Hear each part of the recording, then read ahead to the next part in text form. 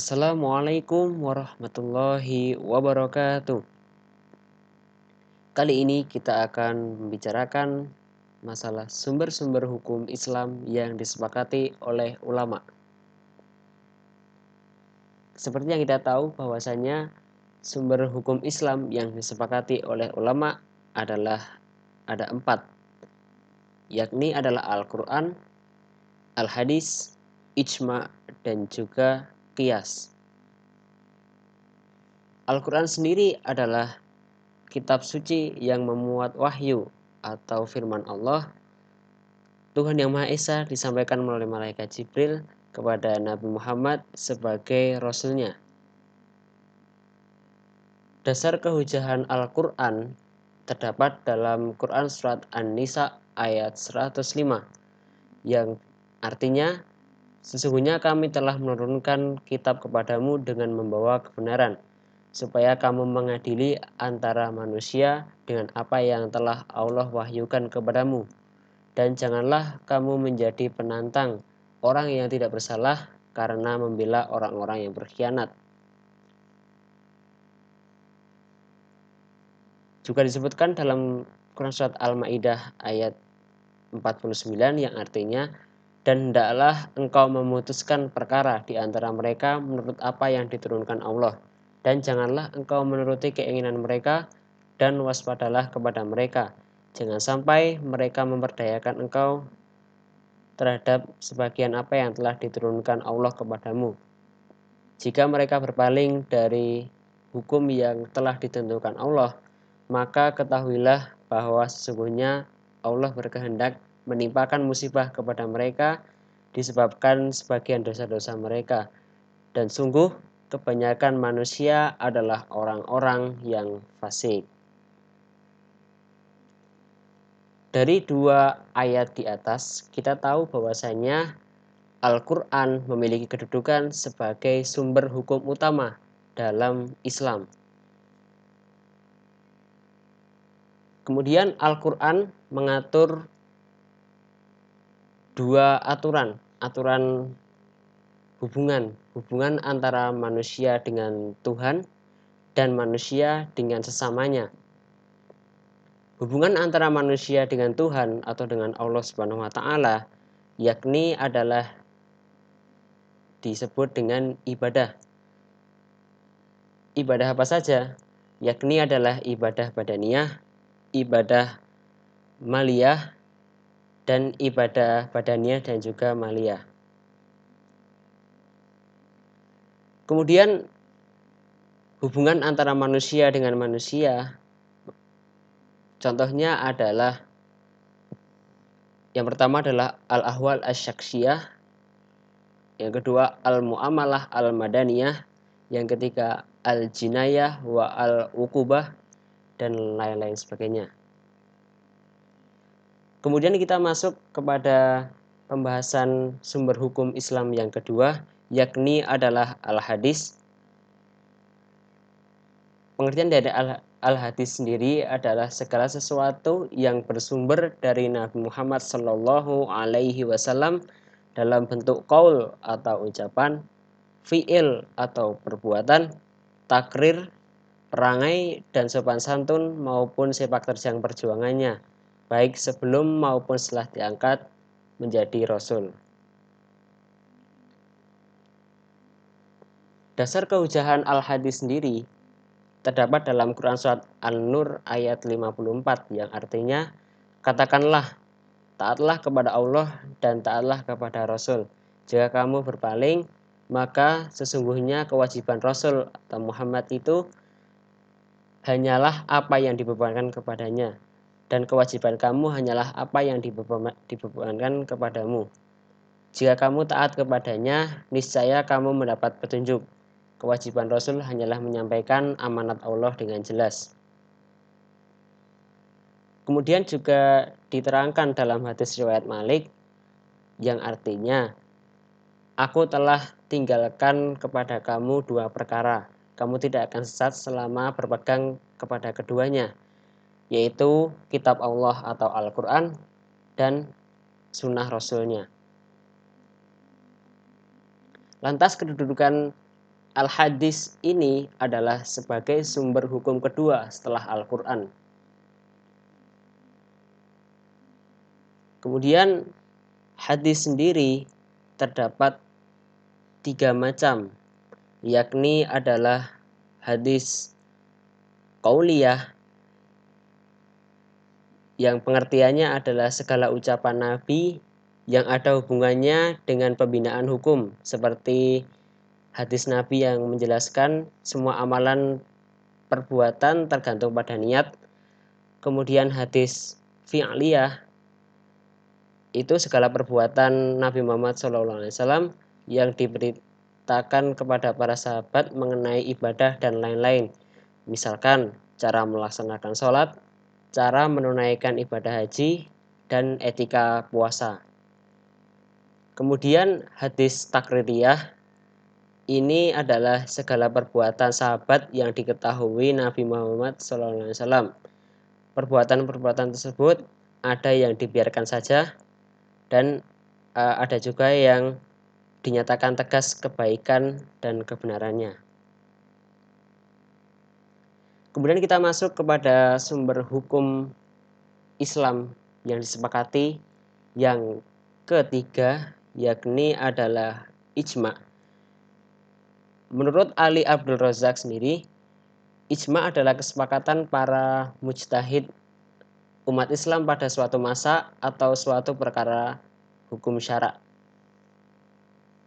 Selain itu ada juga menurut Abdul Karim Zaidan dalam kitabnya Al-Wazid fi Usul Al-Fiqh menyatakan bahwa ijma ini adalah kesepakatan dari para mujtahid umat Islam pada satu masa tentang hukum syara setelah wafatnya Nabi Muhammad Shallallahu Alaihi Wasallam. Dasar kehujahan ijma sendiri terdapat dalam Quran Surat An-Nisa ayat 115 yang artinya, dan barang siapa menentang Rasul atau Muhammad setelah jelas kebenaran baginya, maka mengikuti jejak yang bukan jalan orang-orang mukmin, maka biarkan dia dalam kesesatan yang telah dilakukannya itu, dan akan kami masukkan dia ke dalam neraka jahanam, dan itu seburuk-buruk tempat kembali. Ada juga diriwayatkan oleh Imam At-Tirmizi dari Ibnu Umar, Rasulullah SAW bersabda, sesungguhnya Allah SWT tidak akan mengumpulkan umatku, atau beliau bersabda, umat Muhammad SAW di atas kesesatan dan tangan Allah bersama jamaah, dan barang siapa yang menyempal, maka dia menyempal menuju neraka. Kemudian terdapat syarat dan rukun dari ijma itu sendiri. Yang pertama adalah orang yang melakukan ijma itu dalam jumlah banyak.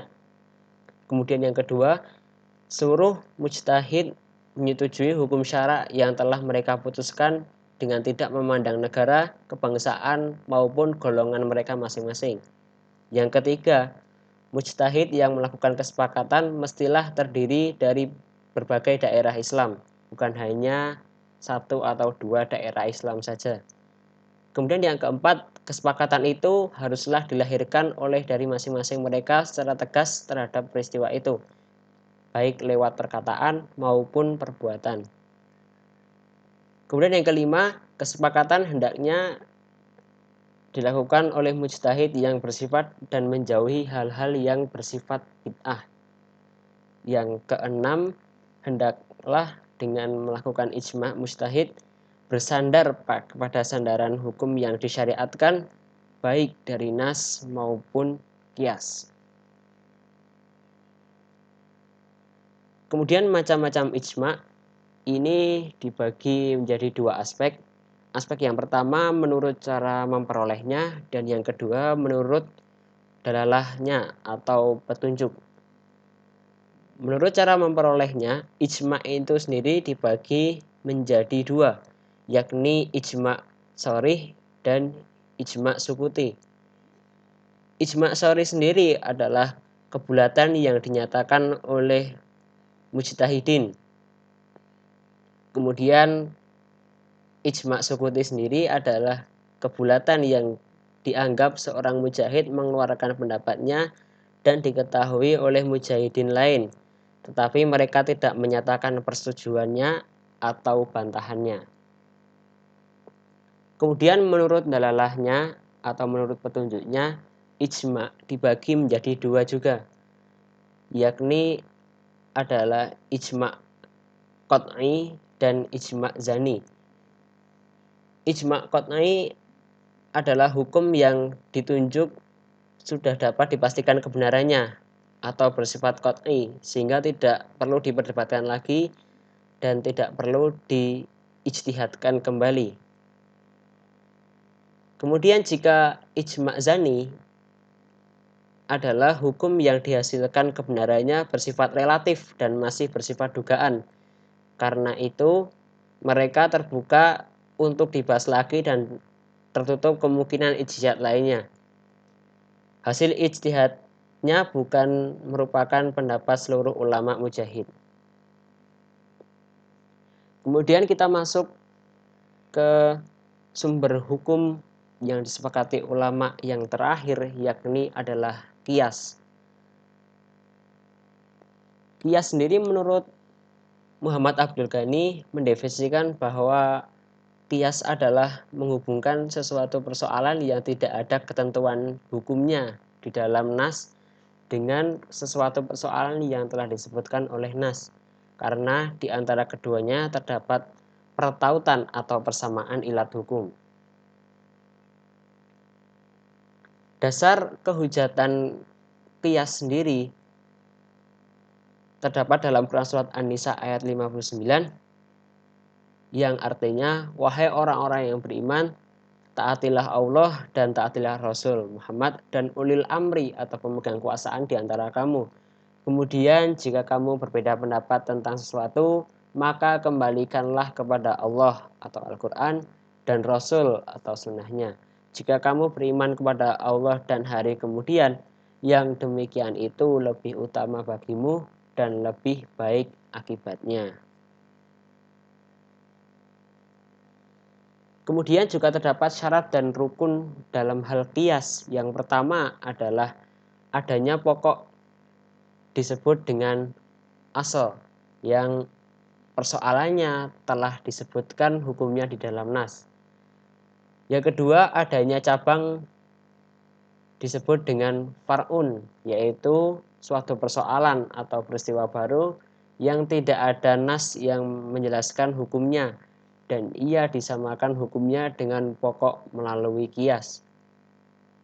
Yang ketiga adalah adanya ketetapan hukum atau hukmu, yaitu suatu hukum yang ada pada pokok dan ia akan diberlakukan sama pada cabang. Kemudian yang terakhir adanya kesamaan sifat atau ilat, yaitu sifat atau keadaan yang dijumpai pada cabang dan juga ada pada pokok. Lantas macam-macam qiyas. Yang pertama adalah qiyas aula. Qiyas aula ini pengertiannya adalah apabila ilat mewajibkan adanya hukum dan keadaan far'un lebih utama mendapatkan hukum tersebut daripada asal. Kemudian yang kedua adalah qiyas musawi, yaitu apabila ilat mewajibkan adanya hukum dan keadaan far'un sama dengan asal untuk mendapatkan hukum. Contohnya adalah mengkiaskan membakar harta anak yatim dengan memakannya tentang haram hukumnya dengan ilat rusak dan habis. Kemudian yang ketiga adalah qiyas dilalah, yaitu apabila ilat yang ada menunjukkan kepada hukum tetapi tidak mewajibkannya. Contohnya mengkiaskan harta anak kecil dengan harta orang yang sudah balik dalam hal wajib membayar zakat dengan ilat sama-sama berkembang dan bertambah. Kemudian yang keempat adalah qiyas syabah, yaitu qiyas yang keadaan far'un padanya bolak-balik atau antara dua asal, lalu ia dihubungkan dengan asal yang lebih banyak persamaannya dengannya. Kemudian yang keempat yakni qiyas adna, yaitu qiyas yang far'unnya lebih rendah kedudukannya daripada asal untuk mendapatkan hukum. Contohnya mengkiaskan perhiasan perak bagi laki-laki dengan perhiasan emas tentang haram hukumnya dengan ilat berbangga-bangga. Demikian yang dapat saya sampaikan. Jangan lupa like, share, dan subscribe. Sekian. Wassalamualaikum warahmatullahi wabarakatuh.